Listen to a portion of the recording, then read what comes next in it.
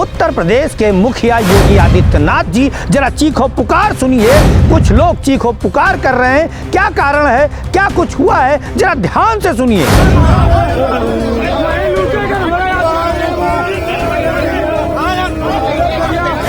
नमस्कार दोस्तों, मैं कमलेश फाइटर हाजिर हूं लेकर के जन एक्सप्रेस की क्राइम एक्सप्रेस में कानपुर देहात के थाना सिवली में अरेस्ट करके लाए हुए एक युवक की मौत पर बड़े खुलासे को लेकर।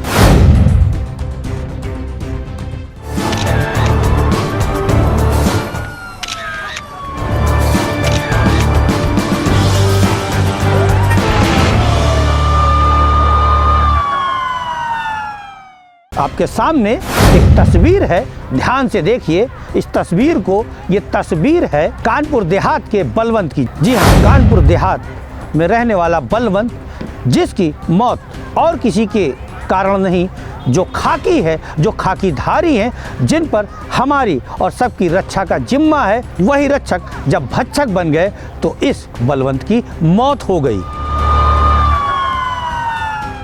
बीती 6 दिसंबर को थाना सिवली क्षेत्र में एक लूटकांड की घटना होती है और उसके बाद पुलिस जांच के नाम पर एक बलवंत नाम के युवक को, जो सिवली थाना अंतर्गत सरैया का रहने वाला था, उसे पूछताछ के लिए लाती है और उसके बाद उसे इतना पूरी तरह से मारती पीटती है कि उसकी पुलिस कस्टडी में मौत हो जाती है। उत्तर प्रदेश के अंदर पुलिस हिरासत में मौत होने का ये कोई पहला मामला नहीं है। दर्जनों ऐसे मामले हैं जहां पर पुलिस ने 3rd डिग्री दे करके हिरासत में रखे गए युवक को इतना प्रताड़ित किया कि उसकी मौत हो गई। हालांकि जो जिम्मेदार अधिकारी हैं वो अलग थलग बयान दे करके अपने आप को बचाते हुए नजर आते हैं। हम इस खबर में आगे एसपी कानपुर देहात के उस बयान को भी दिखाएंगे जहां पर वो पुलिस वालों की हत्या के मामले को मात्र उन्हें सस्पेंड करके उनके खिलाफ जांच करवाने की बात कहकर और गोलमोल जवाब देकर अपनी जो खाकी है, जो जिस खाकी ने शर्मसार किया है, उसे बचाने का काम कर रही हैं। बलवंत को पुलिस ने पूछताछ के लिए उठाया था, लेकिन इतना ज्यादा टॉर्चर किया कि बलवंत की मौत हो गई। चलिए हम आपको जोड़ते हैं उस जगह से जहां पर रोना पिटना मचा हुआ है। आपके सामने ध्यान से देखिए, आपको जो स्क्रीन पर दिखाई दे रहा होगा कि कैसे उसके परिजन रो रो करके आरोप लगा रहे हैं और उसका हम शरीर भी आपको दिखा रहे हैं। देखिए कैसे धब्बे पड़े हैं, नीले नीले काले काले। देख लीजिए आप शरीर पर, ध्यान से देख लीजिए।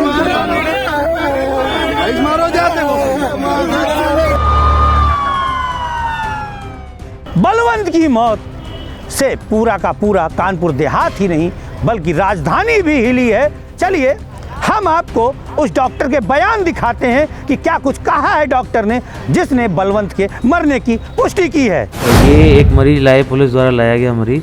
इसको छाती में दर्द था और ये ऑल्टर्ड सेंसोरियम था पेशेंट को, जो हमारे पास लाया गया। तो ये इसकी स्थिति अच्छी नहीं थी, इसका उपचार करके इसको हैलट के लिए रेफ़र किया गया, लेकिन हैलट के रेफ़र करने के दौरान ही इसकी स्थिति बिगड़ी और इसका बाकी CPR किया, उसी उपचार के दौरान ही ख़त्म हो गया। पुलिस ही लाई थी यहाँ पे, ब्रॉडबाई में पुलिस का ही नाम है और घर का कोई व्यक्ति नहीं था। पूछने पे भी उन्होंने बताया कि हम ही लोग साथ में हैं। तो सुना आपने डॉक्टर ने क्या कुछ कहा है। अब हम आपको जोड़ते हैं बलवंत के भाई से, जो खोल रहा है खाकी के उन राजों को जिसे आपने अभी तक नहीं देखा है। आपके सामने है हमारा छोटा भाई बलवंत सिंह, चोकर का छोटा मोटा व्यापार करता है। वो सुबह घर से निकला था 12 साढ़े 12 बजे मिल चोकर लेने के लिए, और रनिया से वो चोकर जैसे ही लाद के निकला है तो वहाँ SOG की टीम ने और रनिया थाने की टीम ने और सिवली थाने की टीम ने उसको वहाँ से उठा लिया। कब किया गिरफ्तार? शाम को, कल शाम को 4 और 4:30 के बीच में, 5, 4 और 5 के बीच में। इसके बाद में हमको किसी माध्यम से सूचना मिली। हम लोग जब रनिया थाने पहुँचे तो उन्होंने उसको पीट रहे थे, तो हम लोगों ने मना किया कि इसको आप पीट क्यों रहे हैं, जो भी है हमारा भाई है छोटा और इसको आप पीटिए मत। तो और चाचा भी हमारे साथ में थे जिनके साथ घटना हुई थी। तो उन्होंने कहा कि जो हम लोगों ने उनको लोकेशन दी थी कि 17 से 18 से 19 साल के लड़के हैं, दुबले पतले हैं और ये तो मोटा ताज़ा है और हमारे घर का परिवार का सदस्य है, और जिस समय घटना हुई थी ये वहीं पे मौके पे मौजूद था, हमारे लोगों के साथ में था, तो ये इसमें इन्वॉल्व नहीं हो सकता है। मगर पुलिस ने क्यों उठाया, किस लिए उठाया, क्यों उठा रहे हैं, क्या कर रहे हैं, कोई जानकारी नहीं दी। और जब हम लोगों ने विरोध किया तो उसको बोले कि ऐसा करते हैं हम, आपकी FIR हो चुकी है और हमें इंक्वायरी कर लेने दीजिए और आप लोग मैथा चौकी चलिए, हम इनको लेके वहीं चल रहे हैं। तो हम लोग वहाँ से मैथा चौकी गए तो ना तो हमको मैथा चौकी में वो मिले, फिर सिवली थाने गए, वहाँ भी नहीं मिले। फिर बताया गया रनिया थाने जाइए, रनिया भी गए, अकबरपुर गए, SP ऑफिस गए, किसी भी पुलिस वाले ने, किसी भी टीम ने हमें कोई जानकारी नहीं दी। अभी तक किसी ने कोई जानकारी नहीं दी कि कहाँ है आपका भाई, क्या कर रहा है, कोई जानकारी नहीं। अभी आपको क्या महसूस हो रहा है, क्या लगा, क्या जानकारी मिल रही है? अभी हमें जो जानकारी मिली है उस हिसाब से उसकी डेथ हो चुकी है और ये लोग कहाँ है अभी तक पुलिस के द्वारा अभी हमको कोई जानकारी नहीं। क्या मानते हैं जो डेथ हुई है इसके जिम्मेदार किसको मानते हैं? इसमें पुलिस विभाग जिम्मेदार है पूर्ण रूप से, क्योंकि जब वो घर से निकला था पूर्ण स्वस्थ था, अच्छा था, और इसके बाद पुलिस ने उठाया, उसको इतना पीटा है कि उसके बाद फिर वो चुपचाप लेके चले गए। हम लोगों को अभी तक जानकारी ही नहीं दी है कि वो है कहाँ। जिले के किसी बड़े आला अधिकारी से बात करिए आप लोग? हाँ, जियो जिले का या जो है मंडल का कोई भी व्यक्ति पुलिस विभाग का हमारा फ़ोन नहीं उठा रहा है। कल शाम से लगातार ट्राई कर रहे हैं, चाहे CO साहब हो, चाहे हमारे सिवली इंस्पेक्टर साहब हो, चाहे मैथा चौकी इंचार्ज हो, किसी ने भी हमारा फ़ोन नहीं उठाया। तो ये बयान आपने सुने होंगे, ये मृतक बलवंत के भाई के बयान थे। बहुत गंभीर आरोप लगाए हैं बलवंत के भाई ने। अब हम आपको जोड़ते हैं SP कानपुर देहात के बयान से, किस तरह से उन्होंने खाकी को बचाने के लिए जो गलत बयानी की है आपके सामने है। विगत 6 दिसंबर को थाना शिवली की चौकी मैथा के क्षेत्र में एक लूट की घटना कारित हुई थी। विवेचना के क्रम में कुछ अभियुक्तों का नाम इसमें प्रकाश में आया। उसी क्रम में कल थाना शिवली और SOG की जॉइंट टीम ने 3 लड़कों की अरेस्टिंग करी, जिनका नाम है अविनाश कुशवाहा, सूरज और कल्लू उर्फ शिवा।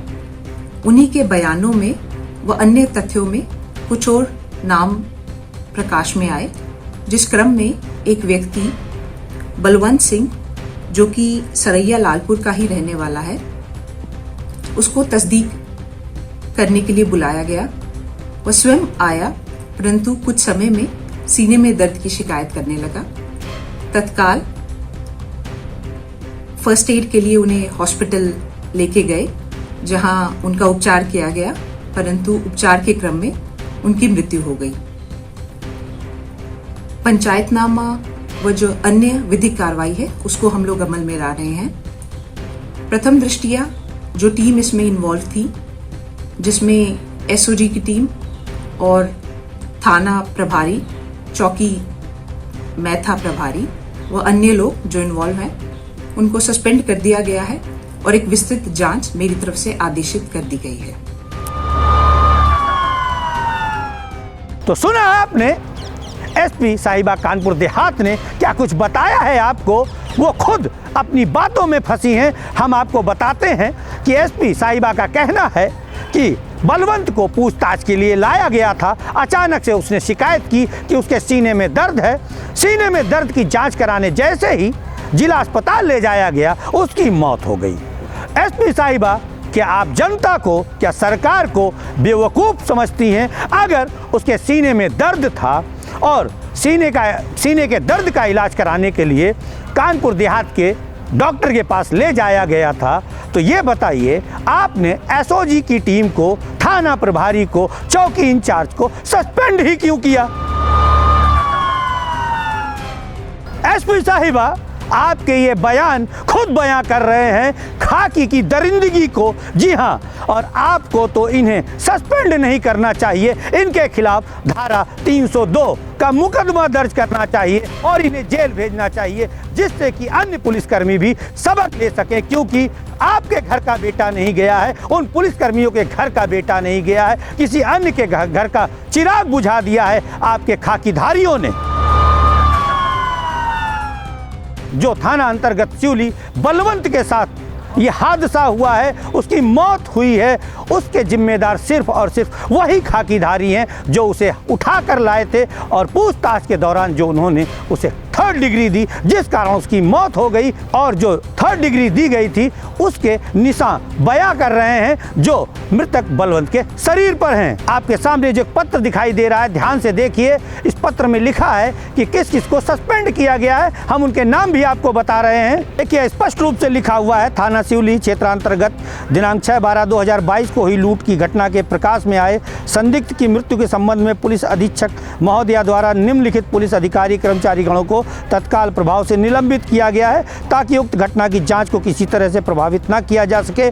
नाम है उप निरीक्षक प्रशांत गौतम, प्रभारी एसओजी, आरक्षी Jai Kumar SOG, head constable Sonu Yadav SOG, head constable Anup Kumar SOG, head constable Durgesh Kumar SOG, निरीक्षक राजेश कुमार सिंह, प्रभारी निरीक्षक थाना सिवली, उप निरीक्षक ज्ञान प्रकाश पांडे, चौकी प्रभारी मैथा, उप निरीक्षक संपत सिंह थाना सिवली, हेड कांस्टेबल विनोद कुमार थाना सिवली। तो देखा आपने क्या कुछ हुआ है थाना सिवली अंतर्गत बलवंत के साथ, उसके परिजनों के साथ। फिलहाल वर्तमान समय में बलवंत स्वर्ग सिधार चुका है और उसके घर पर, उसके परिजनों पर गमों का पहाड़ टूटा पड़ा है। ऐसे में हम सरकार से और जो जिम्मेदार पुलिस अधिकारी हैं उनसे निवेदन ही कर सकते हैं कि इस मामले में निष्पक्ष जांच हो और जांच के बाद कार्रवाई ऐसी हो जो नज़ीर बने, जिससे कि कहीं भी खाकीधारी ऐसे अमानवीय कृत्य को अंजाम न दे सकें। लेते हैं विदा, मिलेंगे फिर किसी खबर पर, तब तक के लिए नमस्कार।